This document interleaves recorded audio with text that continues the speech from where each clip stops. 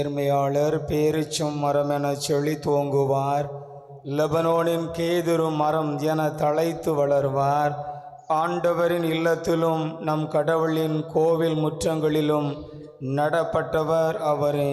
திருப்பாடல் 91:13.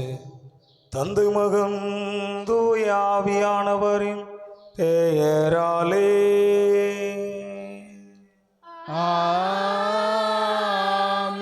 நம் ஆண்டவராகிய இயேசு கிறிஸ்துவின் அருளும் கடவுளின் அன்பும் தூய ஆவியானவரின் தோழமையும் உங்கள் அனைவரோடும் இருப்பதாக.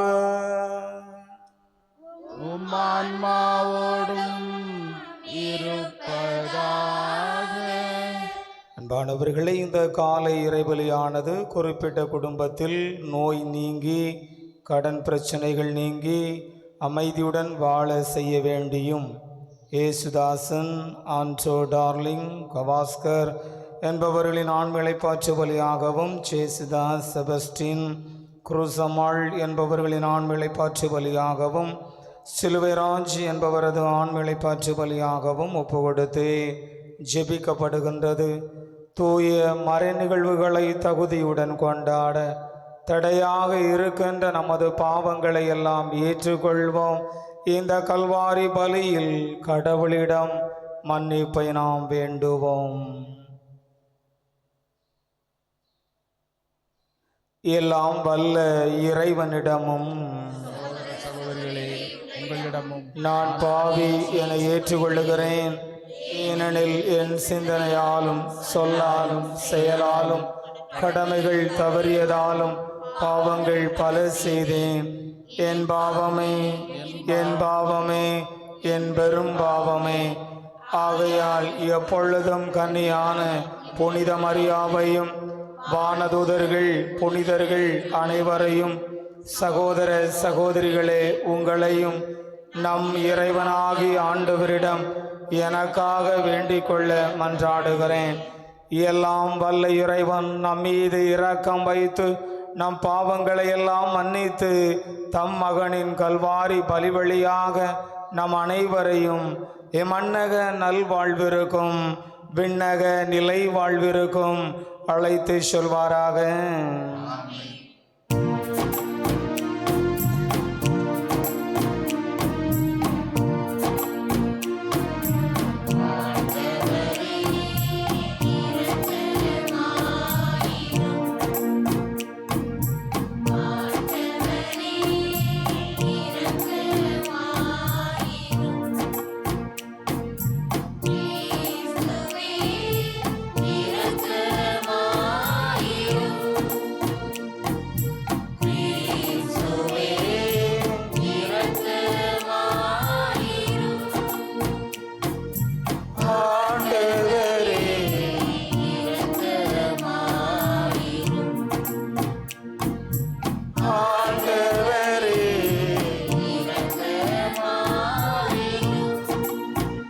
நம்பிக்கையோடு மன்றாடுவோமாக. இறைவா, பாலை நிலத்தில் வியத்தகு முறையில் உமக்கு பணி செய்து வாழ்ந்திட புனித வனத்து அந்தோனியாருக்கு அருளினீரே. நாங்கள் எங்களை மறுத்து உம்மை அனைத்துக்கு மேலாக என்றும் அன்பு செய்திட அவரது பரிந்துரையால் எங்களுக்கு அருள்வீராக. எங்கள் ஆண்டவராகிய இயேசு கிறிஸ்து வழியாக உம்மை மன்றாடுகின்றோம்.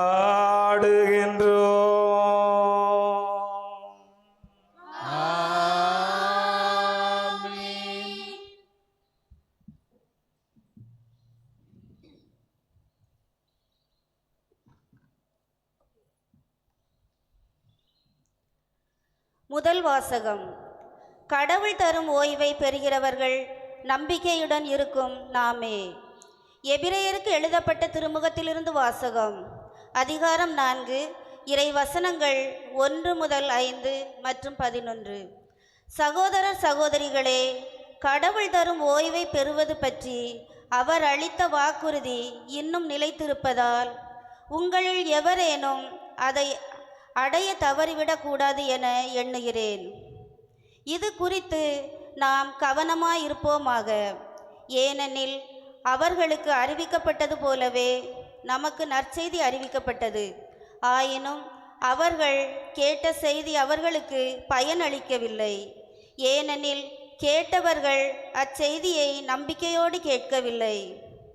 இந்த ஓய்வை பெறுகிறவர்கள் நம்பிக்கையுடன் இருக்கும் நாமே. இதை குறித்தே நான் சினமுற்று, நான் அளிக்கும் இளைப்பாற்றியின் நாட்டிற்குள் நுழையவே மாட்டார்கள் என்று ஆணையிட்டு கூறினேன் என எடுத்துரைக்கப்பட்டுள்ளது. எனினும் உலகம் தோன்றிய காலத்திலேயே கடவுளுடைய வேலைகள் முடிந்துவிட்டன. ஏனெனில் மறைநூலில் ஓரிடத்தில் 7ஆம் நாள் பற்றி கடவுள் தாம் செய்த வேலைகள் அனைத்தையும் நிறைவு பெற செய்து 7ஆம் நாளில் ஓய்ந்திருந்தார் என்று கூறப்பட்டுள்ளது. மேலும் மேற்சொன்ன சொற்றொடரில் அவர்கள் நான் அளிக்கும் இளைப்பாற்றியின் நாட்டிற்குள் நுழையவே மாட்டார்கள் என்றிருக்கிறது. ஆதலால் கீழ்ப்படியாதவர்களின் மாதிரியை பின்பற்றி எவரும் வீழ்ச்சியுறாதவாறு அந்த ஓய்வை பெற முழு முயற்சி செய்வோமாக. ஆண்டவர் வழங்கும் அருள்வாக்கு. இறைவனுக்கு நன்றி. பதிலுரை பாடல். திருப்பாடல்கள் 78. பல்லவி. இறைவனின் செயல்களை மறவாதீர்கள். இறைவனின் செயல்களை மறவாதீர்கள். இறைவனின் செயல்களை மறவாதீர்கள். இறைவனின் செயல்களை மறவாதீர்கள். நாங்கள் கேட்டவை, நாங்கள் அறிந்தவை, எம் மூதாதையர் எமக்கு விரித்துரைத்தவை, இவற்றை உரைப்போ. வரவிருக்கும் தலைமுறைக்கு ஆண்டவரின் புகழ்மிகு வலிமை மிகு செயல்களையும் அவர் ஆற்றிய வியத்தகு செயல்களையும் எடுத்துரைப்போ. இறைவனின் செயல்களை மறவாதீர்கள். இவர்கள் தம் புதல்வர்களுக்கு ஆர்வத்துடன் கற்றுக் கொடுக்கவும், அதனால் அவர்கள் கடவுள் மீது நம்பிக்கை வைக்கவும், இறைவனின் செயல்களை மறவாதிருக்கவும், அவர் தம் கட்டளைகளை கடைபிடிக்கவுமே. இறைவனின் செயல்களை மறவாதீர்கள். தங்கள் மூதாதையரை போல் எதிர்ப்பு மனமும் அடங்கா குணமும் கொண்ட தலைமுறையாகவும், நேரிய உள்ளமற்றவர்களாகவும், இறைவன் மீது உண்மை பற்ற அற்றவர்களாகவும் இராதபடி அவர் கட்டளையிட்டார். இறைவனின் செயல்களை மறவாதீர்கள்.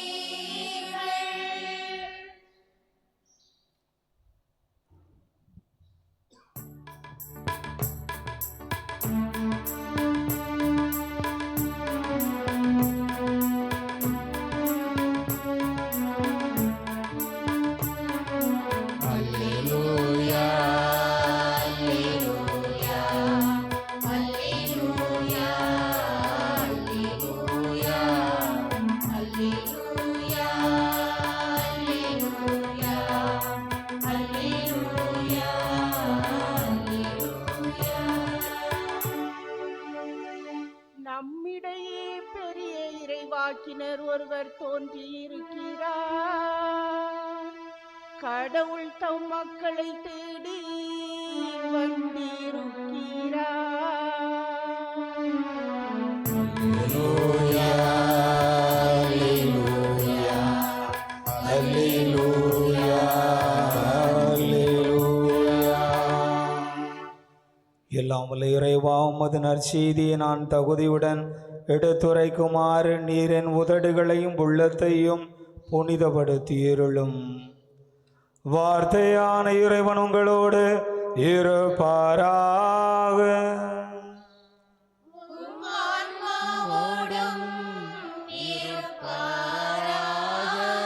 புனிதமாருக்கு எழுதிய தூய நற்செய்தியிலிருந்து வாசகம்.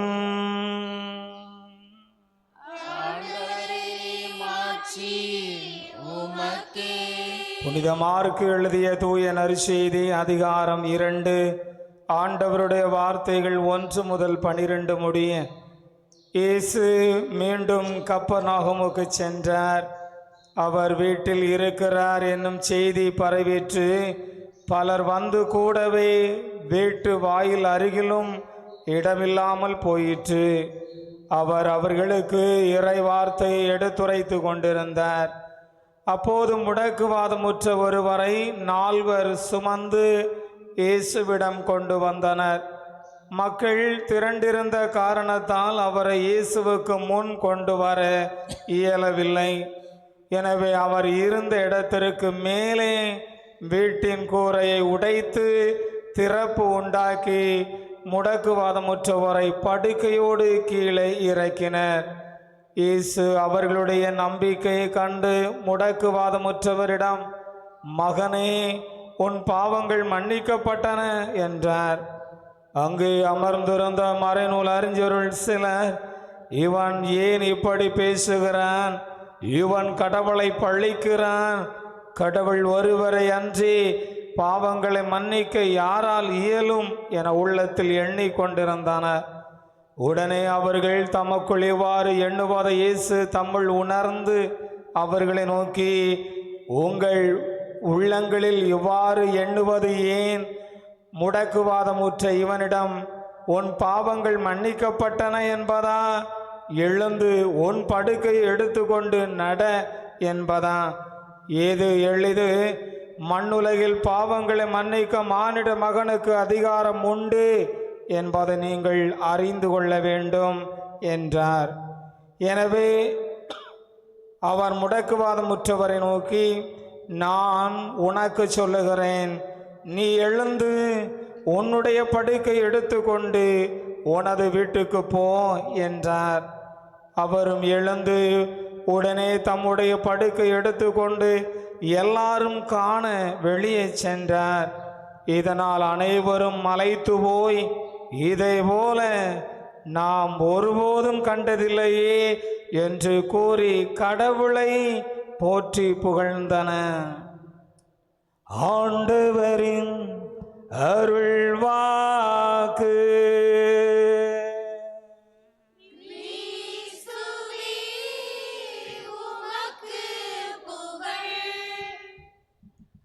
இறை வார்த்தையில் நாம் நம்பிக்கை வைத்து வாழ வேண்டும். இறை வார்த்தையில் நாம் நம்பிக்கை வைத்து வாழ வேண்டும்.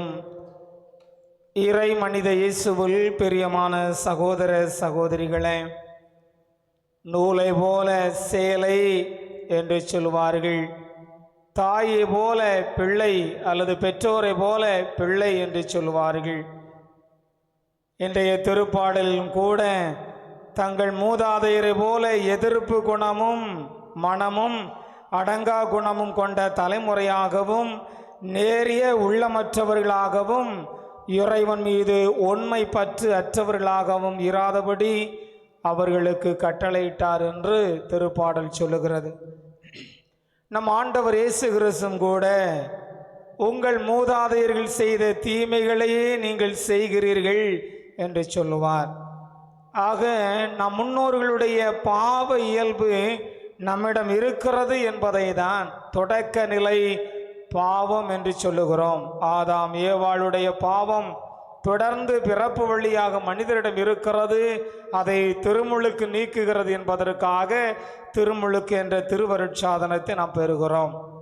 நம் முன்னோர்களுடைய பண்புகள், குணநலன்கள், பலவீனங்கள், பலங்கள் எல்லாமே நமக்குள் இருக்கும் என்பதை மருத்துவமும் ஜெனியாலஜி அல்லது ஜெனட்டிக்கல் இன்ஜினியரிங் நமக்கு கற்றுத்தருகிறது. ஆன்மீகமும் அறிவியலும் சொல்லித்தரக்கூடியது இதுதான். ஆண்டவனும் இறைவார்த்தையும் சொல்லித் தருவது இதுதான். நம் முன்னோர்களிடம் மண்டி கிடந்த பாவங்களும் பலவீனங்களும் நம்மில் கட்டாயம் இருக்கிறது. அதை குறித்து மிகவும் விழிப்பாக இருக்க வேண்டும், கவனமாக இருக்க வேண்டும். நம் முன்னோர்களுடைய நற்பண்புகள் நம்மில் இருந்தது என்று சொன்னால் அதை வளர்த்தெடுக்க வேண்டும். நம் முன்னோர்களுடைய பாவங்களும் பலவீனங்களும் நம்மில் இருந்தது என்று சொன்னால் அதை களைய நாம் முற்பட வேண்டும். அதை குறித்து விழிப்பாக இருக்க வேண்டும். இல்லை என்று சொன்னால் அந்த பாவங்களுக்காக பலவீனங்களுக்காக நம் முன்னோர்கள் எத்தகைய துன்பங்களை, எத்தகைய தண்டனைகளை, எத்தகைய அவமானங்களை, எத்தகைய கண்ணீர்களை வடித்தார்களோ அதே போலதான் அதே துன்பங்களையும் அவமானங்களையும் கண்ணீரையும் வேதனைகளையும் நாம் கட்டாயம் பெறுவோம் என்பதை மறந்துவிடக்கூடாது. இஸ்ராயேல் மக்களுக்கு அங்கே விடுதலை பயண வாழ்விலே அவர்கள் எகிப்தில் அடிமைகளாக இருந்த பொழுது பல்வேறு விதமான வேதனைகளை அனுபவித்தார்கள்.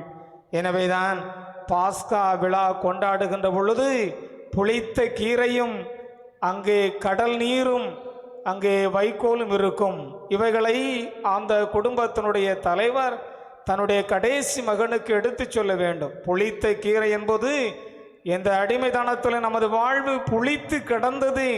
கடல் நீர் என்பது கண்ணீரும் கம்பளையுமாக 400 ஆண்டுகள் எகிப்தில் நாம் கிடந்தோம். இந்த வைக்கோல் என்பது அங்கே பார்வோன் பழுவுக்கு மேல் பழுவை அதிக வேலையை சுமத்தி நம் அனைவர்களையும் கொன்று போடுவதிலேயே குறியாக இருந்தான் என்பதை அடையாள முறையில் வைப்பதற்காக தான் இத்தகைய பொருட்கள் வைத்தார்கள். அத்தகைய சூழ்நிலையில் ஆண்டவர் அவர்களை அழைத்து, இனிமேல் கடினமாக உங்கள் வாழ்வை செல்லாது பாலும் தேனும் பொழியக்கூடிய ஒரு நாட்டை, இளைப்பாற்றினுடைய நாட்டை தருவேன் என்று ஒரு வாக்குறுதி கொடுத்தார். அந்த வாக்குறுதியின் அடிப்படையில் அங்கு ஆண்டவர் இந்த எகிப்தை விட்டு வழிநடத்தி வருகின்றார், மோசேயினுடைய தலைமையிலே, யோசுவாவினுடைய தலைமையிலே. ஆனால் அன்பானவர்களே, அந்த பாலைவனத்தில் இறைவார்த்தை சொல்லுகிறது, தங்களுக்கிடையே சண்டை போட்டு கொண்டார்கள், ஆண்டவருக்கு எதிராகவும் மோசைக்கு எதிராகவும் கிளர்ந்து எழுந்தார்கள். காரணம், அந்த கடவுள் கொடுத்த ஒரு இளைப்பாற்றினுடைய நாடு கானான் தேசம் என்ற பாலும் தேனும் பொழியக்கூடிய அந்த நாட்டில் மீது அவர்களுக்கு நம்பிக்கை இல்லை. எனவே நாம் போராடிதான், அடுத்தவரை ஏமாற்றிதான், சண்டையிட்டுதான், கொள்ளையடித்துதான் இந்த மண்ணகத்திலே வாழ வேண்டும் என்று ஒரு முடிவுக்கு வந்தார்கள். எனவே இறைவார்த்தை எண்ணிக்கை நூலில் 14ஆம் அதிகாரம் 23 நான் அழிக்கக்கூடிய இளைப்பாற்றினுடைய நாட்டுக்கு அவர்கள் நுழையவே மாட்டார்கள் என்ற ஒரு கடினமான ஒரு வார்த்தையை கடவுள் அவர்களுக்கு கொடுத்தார் என்பதை நாம் பார்க்கிறோம். இஸ்ராயேல் மக்கள் தாங்கள் கடவுள் கொடுத்த அந்த இறைவார்த்தைகளை நம்பிக்கை வைக்காமல் வாழ்ந்ததினால் அதனுடைய விளைவாகிய கானான் தேசத்துக்குள்ளே நுழையாமல் போனார்கள் என்பது தெளிவு. அதே போலதான் புதிய ஏற்பாடில் நம் ஆண்டவர் இயேசு கிறிஸ்துவும் இளைப்பாறுதலை குறித்து ஒரு வாக்குறுதி கொடுத்தார். சுமை சுமந்து சோர்ந்திருப்பவர்களே, எல்லோரும் என்னிடம் வாருங்கள், நான் உங்களுக்கு இளைப்பாறுதல் தருவேன். ஆனால் அந்த இறைவார்த்தையில் அதிக நம்பிக்கை வைத்தார்களா என்றால் ஒரு மிகப்பெரிய கேள்விக்குறியாக இருக்கிறது. அதை தான் நற்செய்தியிலே நாம் பார்க்கிறோம். அங்கே முடக்குவாதமுற்றவரும் அவரை தூக்கி வந்த 4 இருந்த நம்பிக்கை, கிறிஸ்துவை சூழ்ந்து நின்றவர்கள், இறைவார்த்தை கேட்டு கொண்டிருந்தவர்களுக்கு அந்த நம்பிக்கை இல்லை. எனவே தான் ஆண்டவர், மகனே உன் பாவங்கள் மன்னிக்கப்பட்டன என்று சொன்ன பொழுது, இவன் பாவங்களை மன்னிக்க யார், கடவுளால் மட்டும்தானே முடியும் என்று சொல்லி நம்பிக்கையற்ற அந்த சூழலை அவர்கள் மனநிலையை அவர்கள் வெளிப்படுத்துகின்றார்கள். ஆண்டவர் இயேசு கிறிஸ்து எழுந்து உன் படுக்கை தூக்கி கொண்டு போ என்று மிகவும் கடினமானதையே செய்ய தயாராக இருந்தார். பாவங்கள் மன்னிக்கப்பட்டன என்பது மிகவும் எளிது. ஆனால் படுக்கை மீது கிடத்தப்பட்டு சுமந்து கொண்டு வந்தவன் அதே படுக்கை தூக்கி செல்வது கடினம், அதையே என்னால் செய்ய முடிகிறது என்று சொன்னால் பாவங்களை மன்னிக்க எளிதாக என்னால் முடியும் என்ற ஒரு அடையாள செயலை வெளிக்காட்டுகின்ற வண்ணம் அவ்வாறு சொன்னார். ஆக இறை வார்த்தையின் மீது, கிறிஸ்துவின் மீது நம்பிக்கை கொண்ட, அவரது வார்த்தையின் மீது நம்பிக்கை கொண்ட அந்த படுக்கையில் கிடந்த நோயாளியும் அவரை சுமந்து வந்த 4 மட்டுமே ஆண்டவர் கொடுத்த இளைப்பாறுதலை பெற்று கொண்டார்கள். கடவுள் சொன்ன இறை வார்த்தையில் நம்பிக்கையற்றவர்கள் இந்த முன்னோர்களை போல, அவர்களுடைய மூதாதையர்களை போல இளைப்பாறுதலை பெறாமல் போனார்கள் என்பது தெளிவு. ஆக நம் முன்னோர்களுக்கும் நமக்கும் தொடர்பு இருக்கிறது. அவர்களின் நேர்மறை பண்புகளை வளர்த்தெடுக்க வேண்டும்.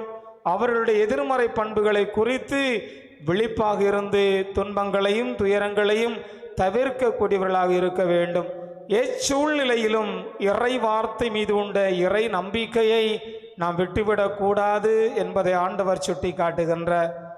இயேசு கிறிஸ்துனுடைய போதனையின்படி 3 தான் விண்ணக வாழ்வை நமக்கு பெற்றுத்தரும், நிலை வாழ்வை நமக்கு பெற்றுத்தரும். என் தசை தின்று என் இரத்தத்தை குடிப்பவர் நிலை வாழ்வை கொண்டுள்ளார் என்று சொன்னார். என் வார்த்தைகள் உங்களுள் நிலைத்திருந்தால் நீங்கள் நிலை வாழ்வை பெற்றுக்கொள்ளக்கூடியவர்களாக இருப்பீர்கள். என்னில் நம்பிக்கை கொள்ளக்கூடியவர் நிலை வாழ்வை கொண்டுள்ளார் என்று சொல்லுகிறார். கிறிஸ்துவின் மீது கொண்ட நம்பிக்கை, இறை வார்த்தையிலே நாம் வைத்திருக்கக்கூடிய நம்பிக்கை, நற்கருணையில் நாம் வைத்திருக்கிற நம்பிக்கை தான் விண்ணக வாழ்வை நமக்கு பெற்றுத்தரக்கூடியதாக இருக்கிறது. அந்த நம்பிக்கையில் இருந்து எள்ளளவும் எந்த சூழ்நிலையிலும் நழுவிவிடக்கூடாது, வழுவிவிடக்கூடாது என்ற ஆசிருக்காக தொடர்ந்து இந்த இறைபலியில் மன்றாடுவோம். இறை ஆசீர் நமது உள்ளங்களிலும் இல்லங்களிலும் நிரம்ப பொழியப்படுவதாக. ஆமென்.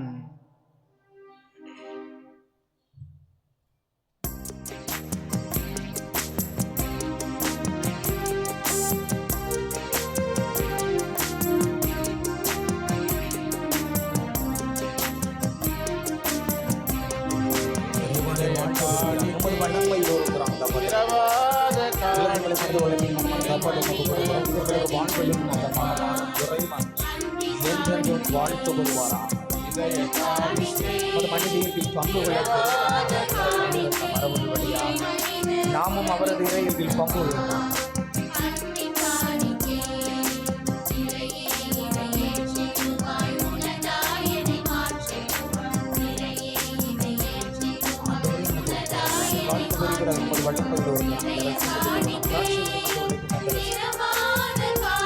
வாழ்வெளிக்கும் பானமாக மாறும் இறைவன் சென்று வாழ்த்து வருவார். தாழ்மையான நெருங்க உள்ளதோடு நாங்கள் என்றும் அதை திருமணம் எனக்கு சிந்திக்க கொள்ளும் ஆபத்திலிருந்து எனக்கு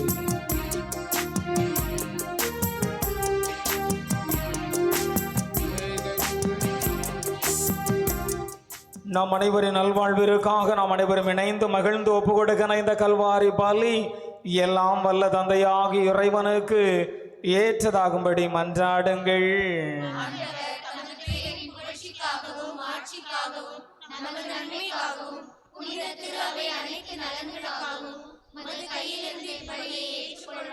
தாழ்ச்சியோடு மன்றாடுவோமாக.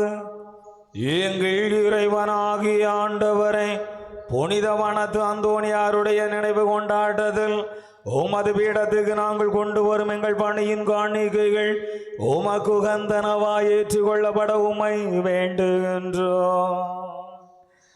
அதனால் நாங்கள் வீணான உலக பற்றிகளிலிருந்து விடுபட்டு உம்மை மட்டுமே எங்கள் செல்வமாக கொண்டிருக்க செய்வீராக. எங்கள் ஆண்டவராக இயேசு கிறிஸ்து வழியாக உம்மை மன்றாடுகின்றோம்.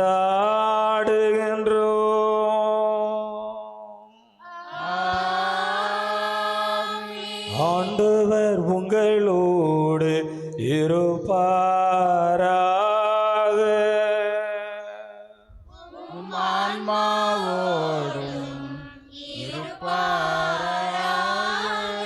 இதயங்களை மேலே எழுப்புங்கள்.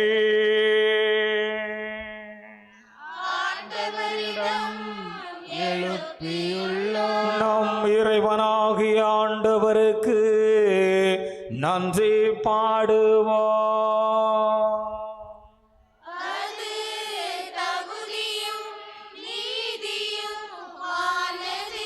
ஆண்டவரே, தூயவரான தந்தையே, என்றுமுள்ள எல்லாம் வல்ல இறைவா, எங்கள் ஆண்டவராக இயேசு கிறிஸ்து வழியாக எந்நாளும் எவ்விடத்திலும் நாங்கள் உமக்கு நன்றி செலுத்துவது மெய்யாகவே தகுதியும் நீதியுமாகும்.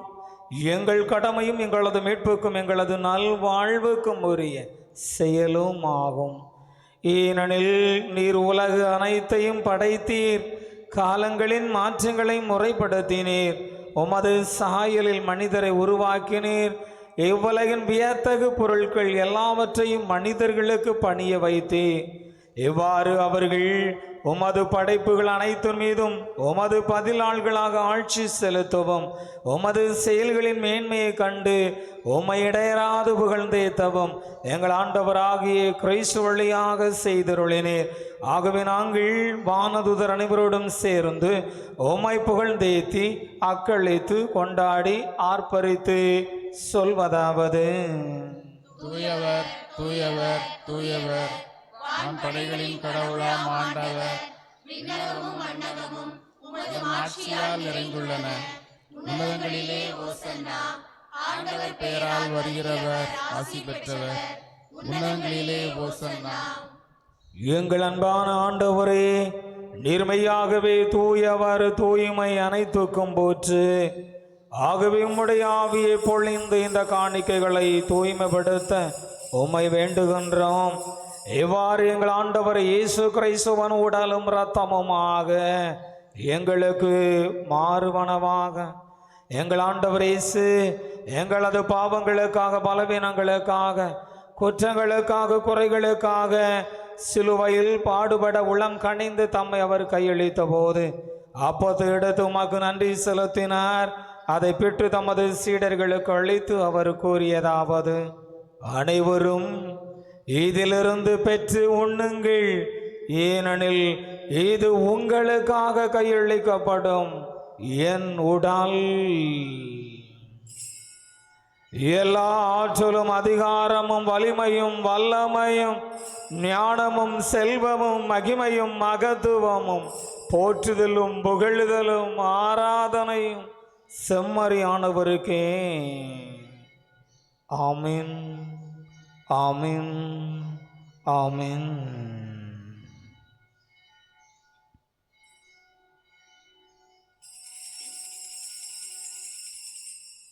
அவனுமே இரவு விருந்து அருந்திவின் கிண்ணத்தை எடுத்து மீண்டுமாக நன்றி செலுத்தினார். கிண்ணத்தை தமது நண்பர்களுக்கு அளித்து அவர் கூறியதாவது: அனைவரும் இதிலிருந்து பெற்று பருகுங்கள், ஏனெனில் இது புதிய நிலையான உடன்படிக்கைக்குரிய எனது இரத்தத்தின் கிண்ணம். இது பாவ மன்னிப்புக்கு என்று உங்களுக்காகவும் பலருக்காகவும் சிந்தப்படும். இதை என் நினைவாக செய்யுங்கள். எல்லா ஆற்றலும் அதிகாரமும் வலிமையும் வல்லமையும் ஞானமும் செல்வமும் மகிமையும் மகத்துவமும் போற்றுதலும் புகழுதலும் ஆராதனையும் செம்மறியானவருக்கே. ஆமென், ஆமென், ஆமென்.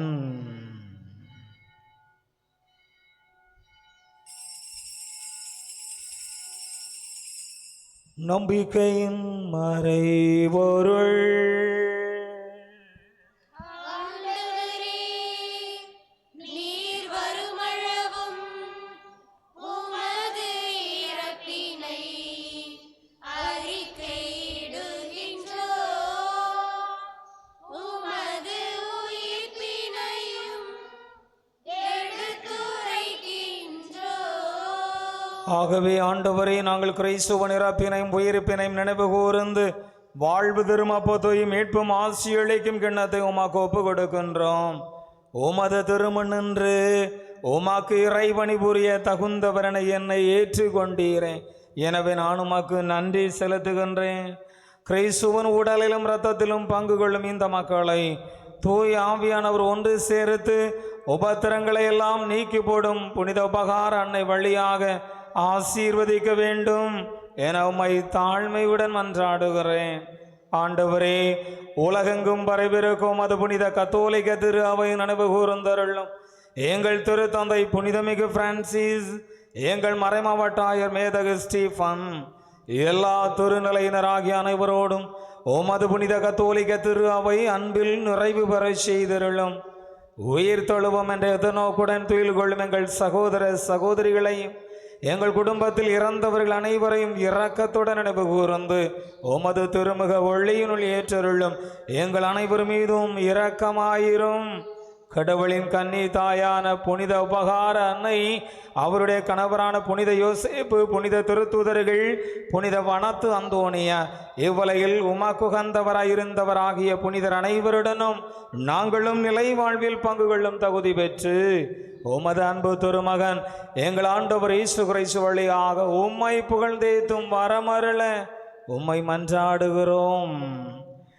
இவர் வழியாக, இவரோடு, இவரில் எல்லாம் வல்ல இறைவனாகிய தந்தையே, தூய ஆவியானவரின் ஒன்றே பெண் எல்லாம் புகழும் ஆட்சியும் என்றென்றும் உமக்கு உரியதே.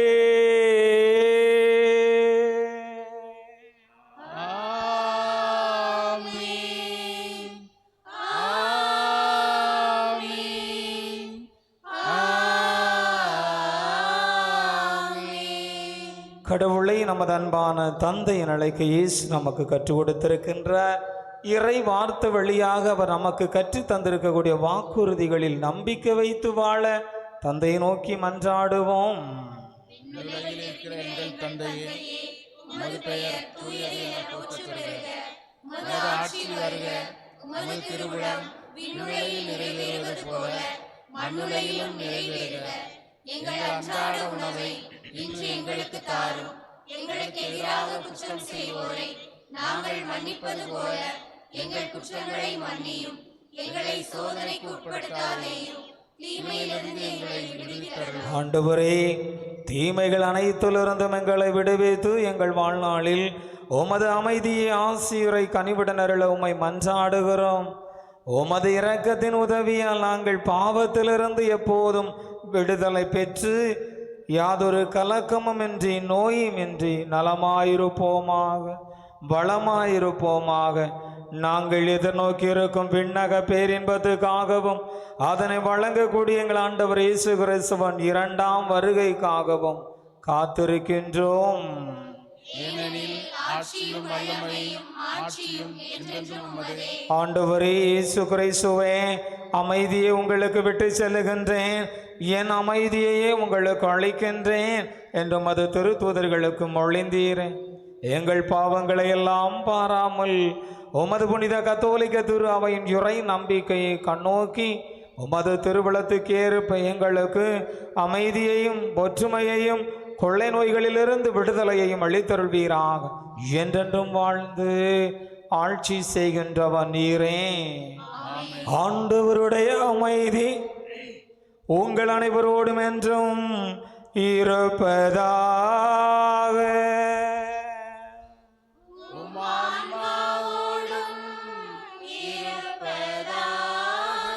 ஒருவருக்கொருவர் நம் ஆண்டவர் இயேசு கிறிஸ்து தருகின்ற நிலையான அமைதியை பகிர்ந்து கொள்வோம். உங்களுக்கு அமைதி உரித்தாக.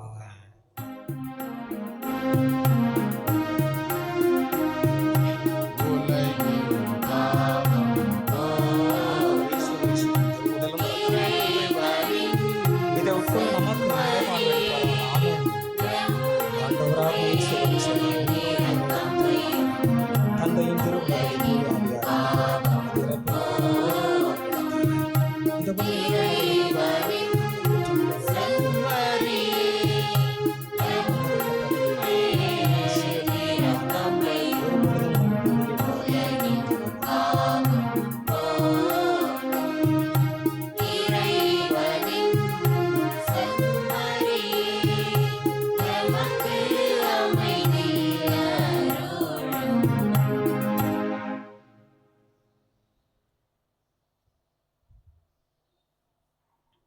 இதோ இறைவனின் செம்மறி, இவரே உலகின் பாவங்களை போக்குகின்ற நம் ஆண்டவர் இயேசு கிறிஸ்து. நீர் நிறைவு பெற விரும்பினால் உமக்குள்ளதையெல்லாம் விற்று ஏழைகளுக்கு கொடும் என்ற இறைவார்த்தையை புனித வனத்து அந்தோனியர் வழியாக நிறைவேற்றிய நல்ல தெய்வம். இந்த நல்ல தெய்வத்தின் திருவிருந்துக்கு அழைக்க பெற்ற நாம் அனைவருமே பேறு பெற்றோ. ஆண்டவரே, நீர் எனது இல்லத்தில் எழுந்தருள நான் தகுதியற்றவன். ஆனால் ஒரு வார்த்தை மட்டும் சொல்லியிருளும், எனது ஆன்மா நலமடையும். இயேசு கிறிஸ்துவின் திருவுடல் ரத்தமும் என்னை காத்து எனக்கு நிலை வாழ்வழிப்பதாக. ஆமன். ஆண்டவர் எவ்வளவு நல்லவர் வல்லவர் என்று சுவைத்து பாருங்கள். குருக்களுக்காக வேண்டிக் கொள்ளும் ஜெபம். நித்திய குருவாகிய இயேசுவே, உம்முடைய தாசர்களாகிய குருக்களுக்கு எவரும் தீங்கு செய்யாதபடி அவர்களை உமது திரு இதயத்தில் காப்பாற்றும். அனுதினமும் உமது திரு சரீரத்தை தொட்டு வரும் அபிஷேகம் பெற்ற அவருடைய கரங்களை கரைவிடாமல் காப்பாற்றும். விலைமதிக்கப்படாத உமது திரு இரத்தத்தில் தோய்ந்து சிவந்திருக்கும் அவருடைய இதழ்களை நிர்மல பசுமாய் காத்தருளும். உமது மாட்சிமை பொருந்திய குருத்துவத்தின் உன்னத அச்சரங்களால் முத்திரையிடப்பட்ட அவர்களுடைய இதயங்கள் உலகப் பற்றின்றி தூய்மையாக இருக்கச் செய்தருளும். உலகத்தின் தீமைகள் அவர்களை அணுகாதபடி உமது பரிசுத்த அன்பு அவர்களை சூழ்ந்து காக்கும் கேடயமாக இருக்க கடவுது. அவர்களுடைய பிரயாசை ஏராளமான பலன் கொடுக்கும்படி ஆசீர்வதித்தருளும். யார் யாருடைய இரட்சணியத்திற்காக நிலைக்கிறார்களோ அவர்கள் குருக்களுக்கு உலகில் ஆறுதலும் சந்தோஷமும் பரலோகத்தில் அழகிய நித்திய கிரீடமாய் இருப்பார்களாக. ஆமீன்.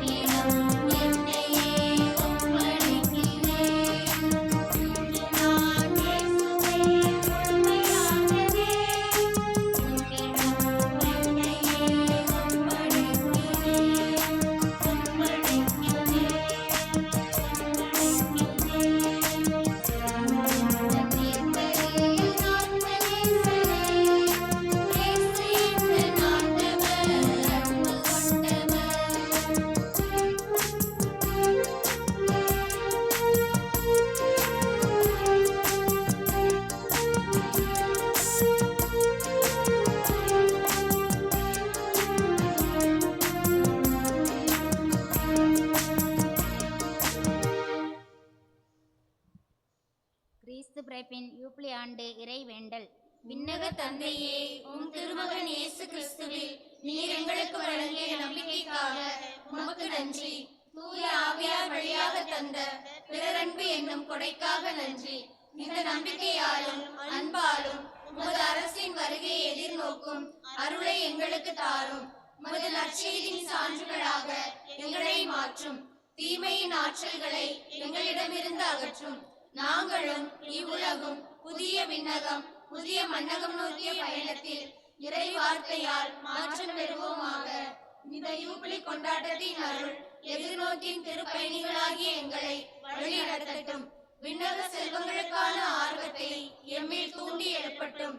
எம் மீட்பர் இயேசுவின் மகிழ்ச்சியும் அமைதியும் உலகை நிரப்புவதாக. மூவரு கடவுளை உமக்கே மாற்றி, உமக்கே புகழ், உமக்கே நன்றி. ஆமென்.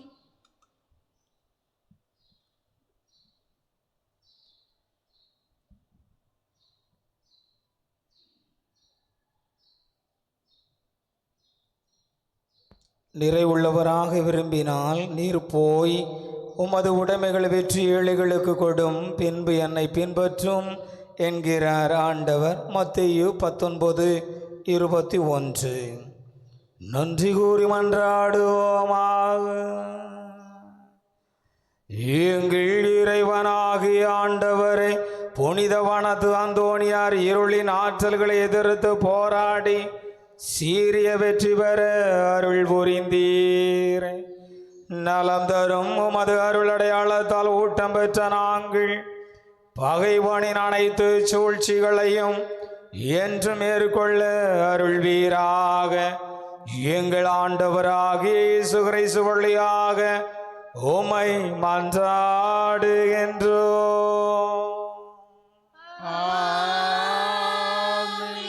ஆண்டவர்களோடு இருப்பாராக. ஆன்மாவோடும் இருப்பாராக. எல்லாம் வல்ல இறைவன் தந்தை மகன் தூயாவி உங்களையும் உங்கள் குடும்பங்களையும் தொழிலையும் நிறைவாக ஆசீர்வதிப்பாராக.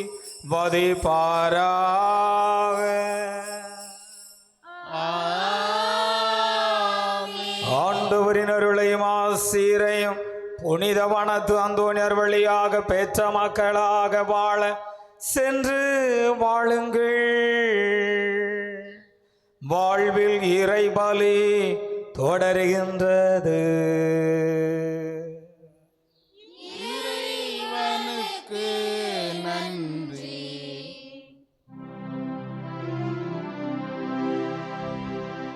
நிலையான புகழுக்குரிய தூய்மை மிகு நற்கருணைக்கு எல்லாம்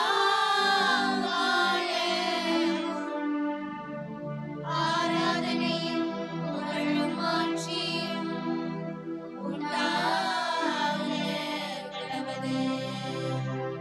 தந்தை மகன் தூய ஆவியாரின் பேராலே ஆமென்.